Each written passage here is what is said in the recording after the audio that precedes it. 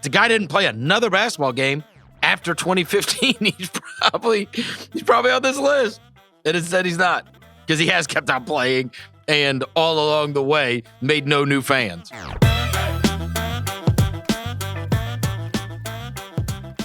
I was surprised Dwight Howard did not make it. Of the current players, he was one of the guys that I thought for certain would make this list because of his run. And he's a very odd player in that I really feel if Dwight Howard would have had a career-ending injury and retired in 2015, he's on this list. There's no doubt in my mind. He's on the list. Right? It's really like that's the one player that I think about. Like I think there's other players you could argue, T-Mac, Vince Carter, and there's a bunch of guys. But with Dwight Howard, that's the one where it's like that's kind of disgraceful that he didn't make it. There's a 5-year run. There's a 5-year run where he is first team all NBA every time. And even if you want to use it as a winning thing, he was the best player on a team that went to an NBA Finals and beat LeBron.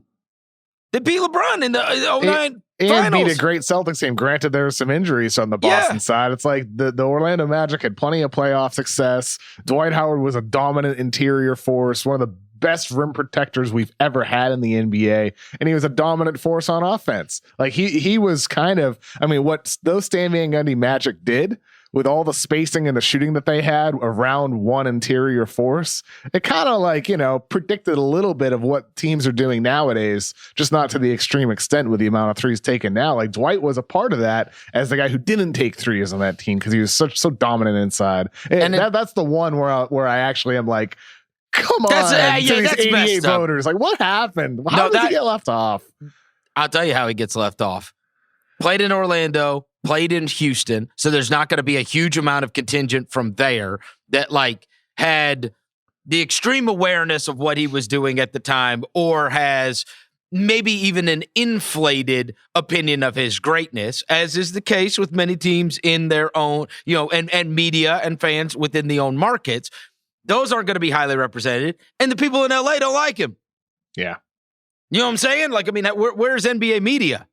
Talking on the coasts, right? Yeah. In general, a lot of these voters are on the coast. This guy played, there's one stop, and it's Orlando. They ain't got a good feeling about him. The coastal elites, Chris. Yeah, I'm telling you this, Kevin. They're not watching teams in Florida. These coastal elites. No, I'm not kidding you. Is there anyone that...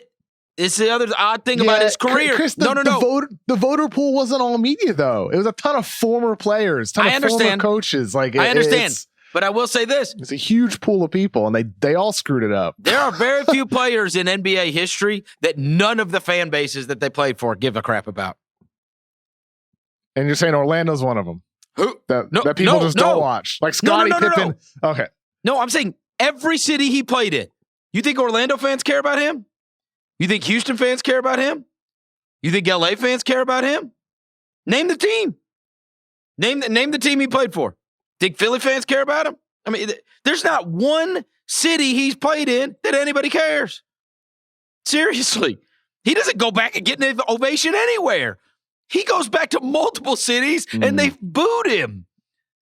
No matter where he's played. It's the damnedest thing. Usually somebody loves you. You know what I mean? So I think that's a part of it too. Definitely. But you think about his first 8 years with Orlando.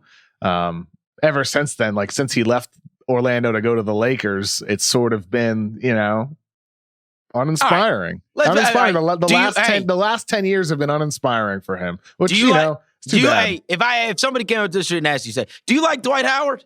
Yeah, I like Dwight Howard. I like Dwight Howard because he is somebody who accepted not being the guy anymore, and he's embraced that role and has made the most of it. Okay. And he's he's impacting winning because he's doing that today. I respect that. I respect that from Carmelo Anthony. I respected it from Vince Carter towards the tail end of his career.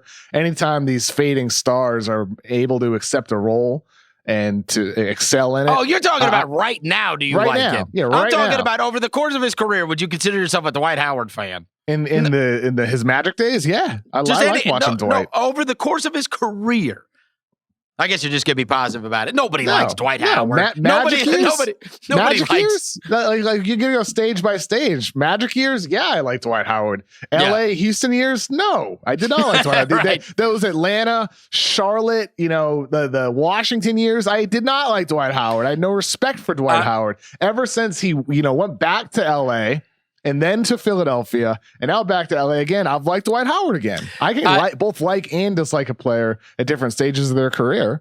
I would say generally he does not have a lot of fans. I would also say that I thought J.A. Donde made a very, very good point. He played on that Houston team. They were going to be the next big thing with Harden and he. And he said, I think it's a totally different career for Dwight Howard if Damian Lillard doesn't hit that shot and bounce them and knock them out. Because Dwight was absolutely awesome in that series. Everybody talks about what an unbelievable signing that was. And then him and Harden, who knows what the destiny was going to be. But Lillard did hit that shot. And really since, after that, it's kind of been a nomad career after that. That's why I say, look, just in terms of accomplishment, is in terms of a 5-year run within the context of NBA history, the guy deserves to be on there. And I hate to hear that a guy that really, it's just sticking around. It's almost like I hate to admit that the truth of the matter is what I said at the beginning.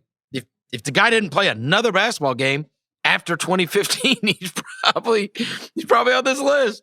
And instead he's not, because he has kept on playing and all along the way made no new fans.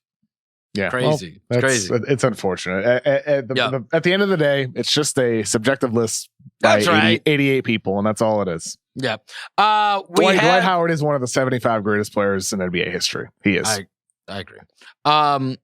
He was and that's also subjective. And there were a couple other ones, right? Like, I listened to Bill talk about how he had Luka Doncic, he had Nikola Jokic on there, and like in 1990s, he's future-proofing it. He's future-proofing it for the next 25 years, which I would align with that. The basis of that was that in 1996 they put Shaq on there, and it was very early into the career, and so that was understandable. They brought up Alex English, they brought up Dennis Johnson, some other guys, but by and large, I do think, look, on the whole, you take a step back, this is a very good list that is representative of the best players over the course of the 75 years.